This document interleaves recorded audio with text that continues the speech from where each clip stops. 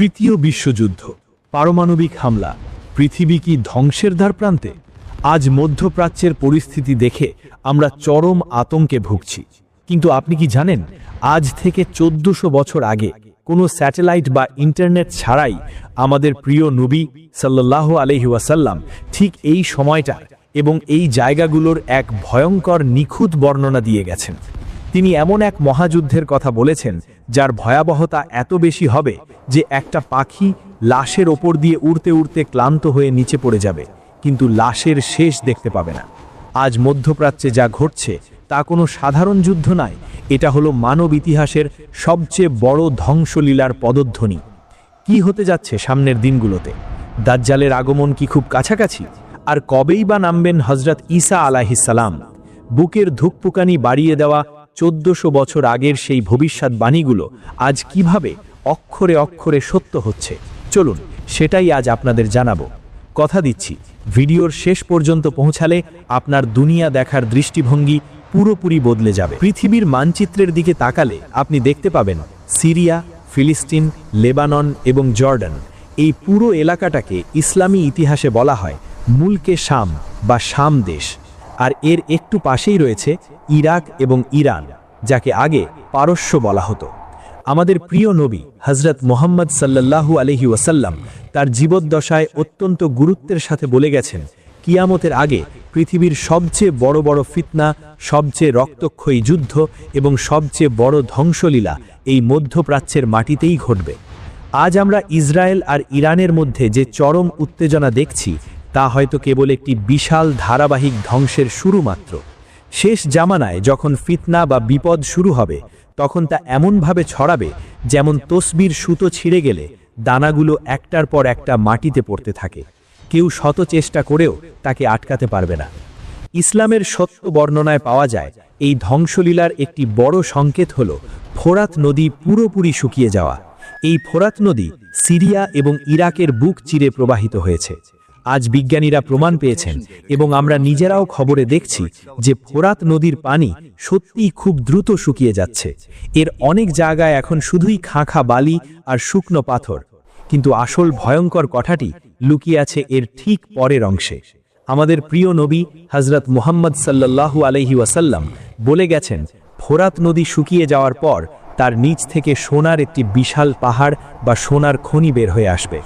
যখন এই বিপুল পরিমাণ সোনার সন্ধান পাওয়া যাবে, তখন পৃথিবীর বড় বড় পরাশক্তিগুলো, যাদের হাতে আজ পারমাণবিক বোমা আর অত্যাধুনিক অস্ত্র আছে, তারা সবাই সেই সোনার লোভে সেখানে পাগলের মতো ছুটে আসবে।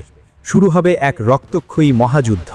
এই যুদ্ধের ভয়াবহতা এত বেশি হবে যে প্রতি 100 জন যোদ্ধার মধ্যে 99 জনই মারা যাবে। একটু কল্পনা করুন, 100 জনের মধ্যে 99 জন মারা যাবে, অর্থাৎ 99% মানুষ ধ্বংস হয়ে যাবে। চারদিকে রক্তের নদী বইবে। কিন্তু সবচেয়ে আশ্চর্যের বিষয় হলো, সেই যুদ্ধে অংশগ্রহণকারী প্রত্যেকটা মানুষ মৃত্যুর আগ মুহূর্ত পর্যন্ত ভাববে, হয়তো আমিই সেই একজন যে বেঁচে যাব এবং এই বিশাল সোনার পাহাড় কেবল আমারই হবে। এই অন্ধ লোভ তাদের সবাইকে ধ্বংসের অতল গহ্বরে টেনে নিয়ে যাবে। আজ আমরা মধ্যপ্রাচ্যে তেলের জন্য বা ক্ষমতার আধিপত্য বিস্তারের জন্য যে যুদ্ধ দেখছি, তা হয়তো সেই সোনার পাহাড়ের মহাযুদ্ধেরই একটা পূর্ব প্রস্তুতি। যখন পরাশক্তিগুলো একে অপরের সাথে এভাবে লড়বে, তখন মুসলমানদের অবস্থা কেমন হবে? প্রিয় নবী হযরত মুহাম্মদ সাল্লাল্লাহু আলাইহি ওয়াসাল্লাম অত্যন্ত আক্ষেপের সাথে সাহাবীদের জানিয়েছিলেন, সেই সময় মুসলমানরা 4 দিক থেকে আক্রান্ত হবে। শত্রুরা মুসলমানদের ওপর এমনভাবে ঝাঁপিয়ে পড়বে যেমন ক্ষুধার্ত মানুষ খাবারের থালার ওপর ঝাঁপিয়ে পড়ে। এই কথা শুনে সাহাবীরা অবাক হয়ে জিজ্ঞেস করেছিলেন, ইয়া রাসূলুল্লাহ, সেদিন কি আমরা সংখ্যায় খুব কম থাকব? তাই কি তারা আমাদের ওপর এমনভাবে ঝাঁপিয়ে পড়বে? নবীজি দীর্ঘশ্বাস ফেলে বলেছিলেন, না, সেদিন তোমরা সংখ্যায় মোটেও কম থাকবে না, বরং তোমরা হবে কোটি কোটি, কিন্তু তোমাদের অবস্থা হবে সমুদ্রের ফেনার মতো। সমুদ্রের ফেনার যেমন কোনো নিজস্ব ওজন নেই, কোনো শক্তি নেই, বাতাস যেদিকে নেয় সেদিকে উড়ে যায়, মুসলমানদেরও ঠিক সেই অবস্থা হবে। তোমাদের শত্রুদের অন্তর থেকে তোমাদের প্রতি ভয় একেবারে দূর হয়ে যাবে, আর তোমাদের অন্তরে ঢুকে যাবে ওয়াহান নামক এক ভয়ঙ্কর ব্যাধি। সাহাবীরা চিন্তিত হয়ে জিজ্ঞেস করলেন, ইয়া রাসূলুল্লাহ, এই ওয়াহান কি জিনিস? নবীজি উত্তর দিলেন, দুনিয়াকে অন্ধের মতো ভালোবাসা আর মৃত্যুকে ভয় পাওয়া। আজকের বিশ্বের দিকে একটু তাকিয়ে দেখুন, মুসলমানদের সংখ্যা আজ 200 কোটির ওপরে, কিন্তু ফিলিস্তিনে, গাজায়, লেবাননে যখন নিরীহ শিশুদের মারা হচ্ছে, মা বোনদের আর্তনাদ আকাশে বাতাসে ভাসছে, তখন পুরো মুসলিম বিশ্ব যেন সমুদ্রের ফেনার মতোই নীরব এবং অসহায়। কারণ আমাদের অন্তরে আজ দুনিয়ার মোহ, বিলাসবহুল জীবনযাপনের লোভ আর মৃত্যুর ভয় বাসা বেঁধেছে। আমাদের শত্রুরা এই দুর্বলতা খুব ভালো জানে। এই চরম ফিতনার সময়, যখন সিরিয়া বা শাম দেশে যুদ্ধ ভয়াবহ আকার ধারণ করবে, যখন আকাশ থেকে আগুন ঝরবে, জমিন লাশে ভরে যাবে এবং পৃথিবীতে জুলুম ও অত্যাচার চরম সীমায় পৌঁছাবে, ঠিক সেই সময় মহান আল্লাহ রাব্বুল আলামিন মুসলমানদের রক্ষার করার জন্য একজন বিশেষ মানুষকে পাঠাবেন। তিনি কোনো নবী বা রাসূল হবেন না, তিনি হবেন আমাদের প্রিয় নবীজির বংশেরই একজন অত্যন্ত নেককার মানুষ। যখন সারা পৃথিবীর মুসলমানরা হতাশ হয়ে পড়বে, যখন মনে হবে আর বাঁচার কোনো পথ নেই, চারদিক শুধু অন্ধকার, তখন মক্কায় পবিত্র কাবার চত্বরে হাজারে আসওয়াদ এবং মাকামে ইব্রাহিমের ঠিক মাঝখানে একদল নেককার ইমানদার মানুষ এমন একজনকে খুঁজে পাবেন। তিনি নেতৃত্ব চাইবেন না, বরং তিনি নেতৃত্ব থেকে পালিয়ে বেড়াবেন, কিন্তু সেই ইমানদার মানুষগুলো তাকে চিনে ফেলবেন এবং এক প্রকার জোর করেই সেই বিশেষ ব্যক্তির হাতে বায়াত বা শপথ গ্রহণ করবেন। তখন তিনি বুঝতে পারবেন যে আল্লাহ তাকে মুসলিম বিশ্বের নেতৃত্ব দেওয়ার জন্য মনোনীত করেছেন। তিনিই হলেন সেই প্রতিশ্রুত হযরত ইমাম মাহদী আলাইহিসসালাম। তার নাম হবে আমাদের প্রিয় নবীজির নামের মতো মুহাম্মদ। তার বাবার নামও হবে নবীজির বাবার নামের মতো আব্দুল্লাহ। তিনি দেখতে অত্যন্ত সুন্দর হবেন, তার কপাল হবে প্রশস্ত এবং নাক হবে খাড়া। কিন্তু পৃথিবীর জালিম শাসকরা কি সহজে তাকে মেনে নেবে? কখনোই না। যখনই ইমাম মাহদীর আত্মপ্রকাশের খবর দামেস্কো, সিরিয়া এবং বর্তমানের এই জালিম শাসকদের কানে পৌঁছাবে, তখন তাদের সিংহাসন কেঁপে উঠবে। তারা বুঝতে পারবে এই সেই ব্যক্তি যিনি পুরো পৃথিবীকে আবার ন্যায় বিচারে ভরে দেবেন এবং তাদের জুলুমের অবসান ঘটাবেন।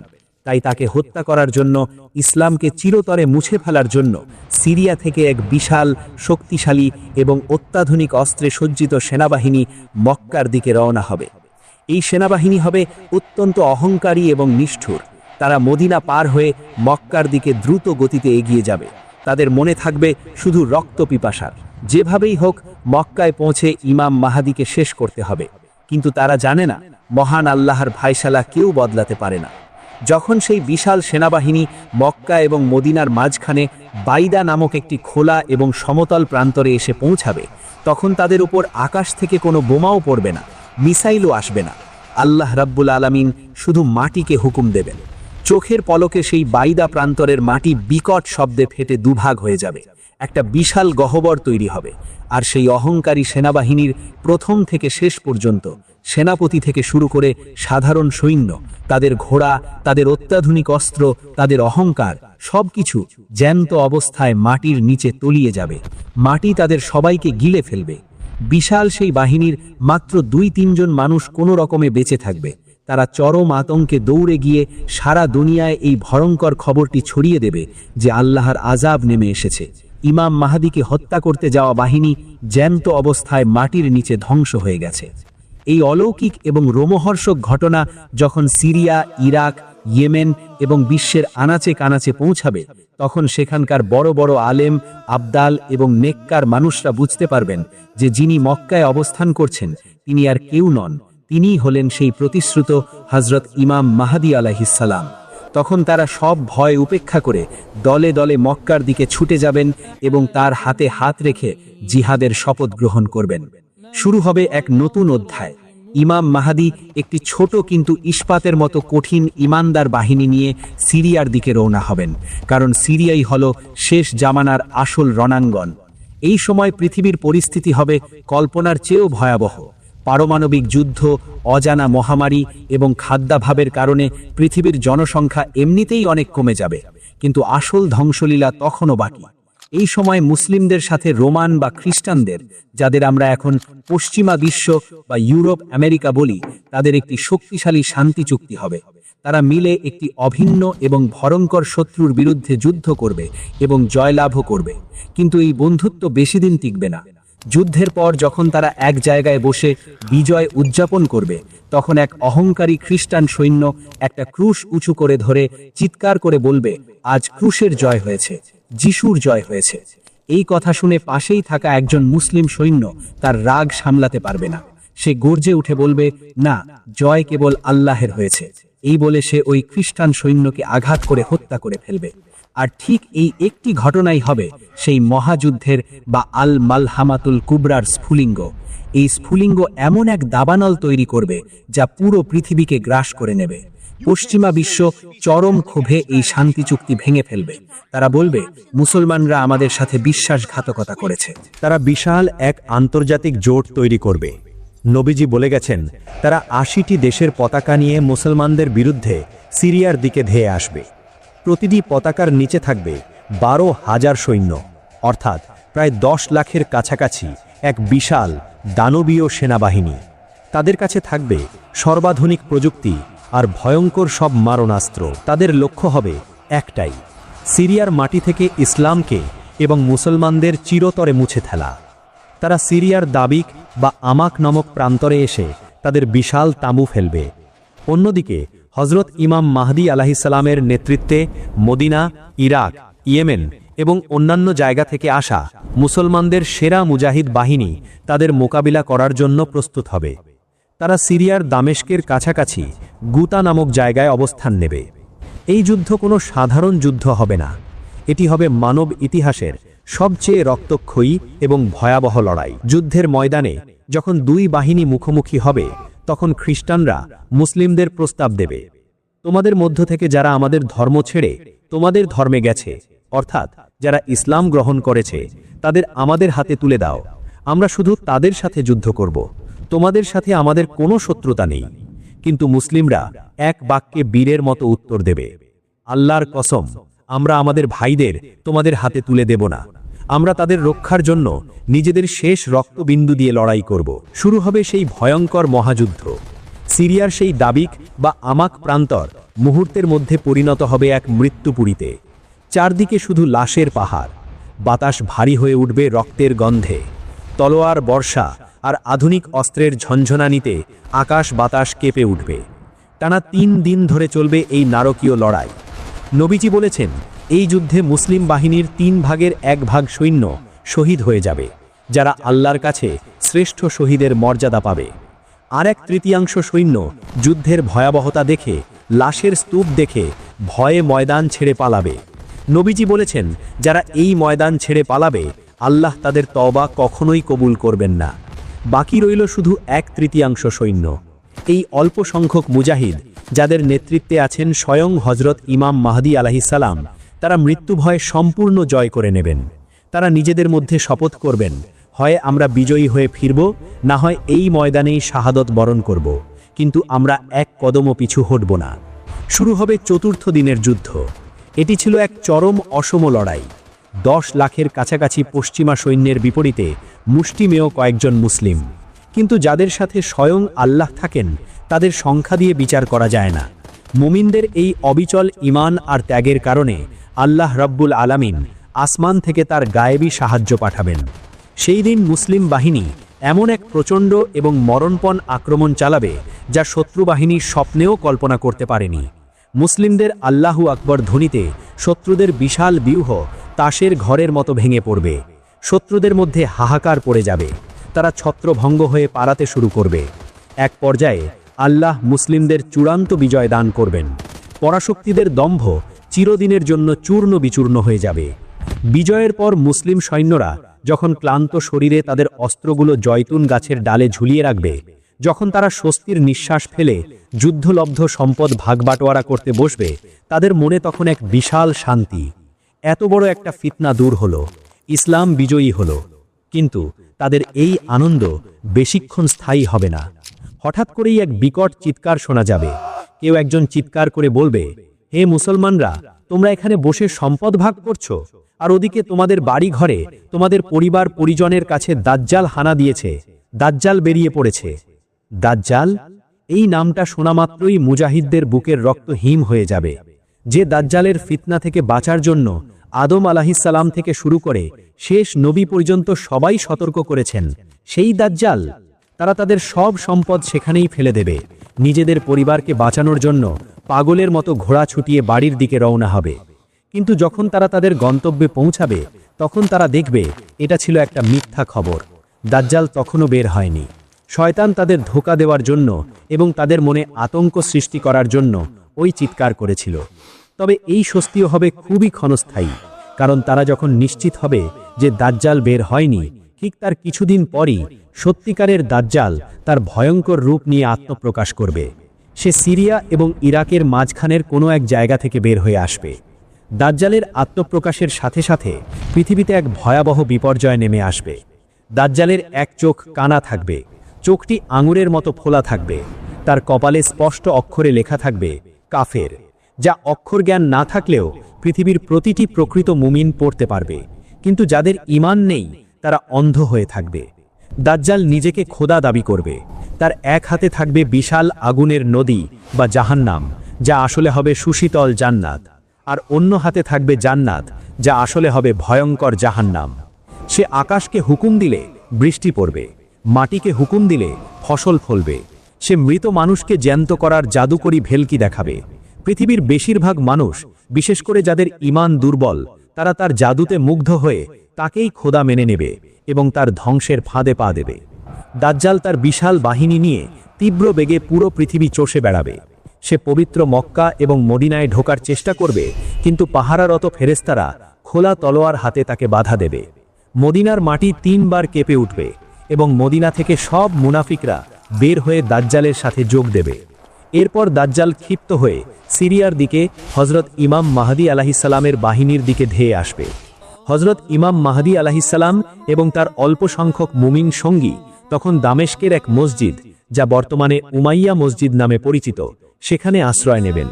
দাজ্জালের বিশাল বাহিনী সেই মসজিদ অবরুদ্ধ করে ফেলবে। মুমিনরা চরম সংকটে পড়বেন। তাদের কাছে কোনো খাবার থাকবে না, পানি থাকবে না।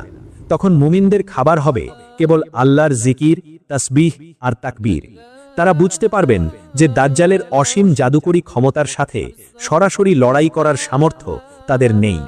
ঠিক সেই চরম হতাশার মুহূর্তে, যখন মনে হবে আর কোনো আশা নেই, মৃত্যু একেবারে শিয়রে, তখন ফজরের নামাজের সময় হবে। মুয়াজ্জিন আজান দেবেন। হজরত ইমাম মাহদী আলাইহিসসালাম নামাজের ইমামতি করার জন্য সামনে দাঁড়াবেন। আর ঠিক সেই মুহূর্তে আসমানের দরজা খুলে যাবে। মেঘের ভিতর থেকে 2জন ফেরেশতার ডানায় ভর করে হালকা হলুদ রঙের 2টো কাপড় পরে আকাশ থেকে ধীরে ধীরে নেমে আসবেন আল্লাহর মহান নবী হজরত ঈসা ইবনে মারিয়াম আলাইহিসসালাম। তার পবিত্র চুল থেকে টপ টপ করে পানি ঝরবে। মনে হবে যেন তিনি এইমাত্র গোসল করে বের হয়েছেন। তার চেহারা থেকে নূরের আভা ঠিকরে পড়বে। তিনি দামেস্কের সেই সাদা মিনারের উপর অবতরণ করবেন। মসজিদের ভিতরে থাকা মুমিনরা অবাক হয়ে আকাশের দিকে তাকাবে।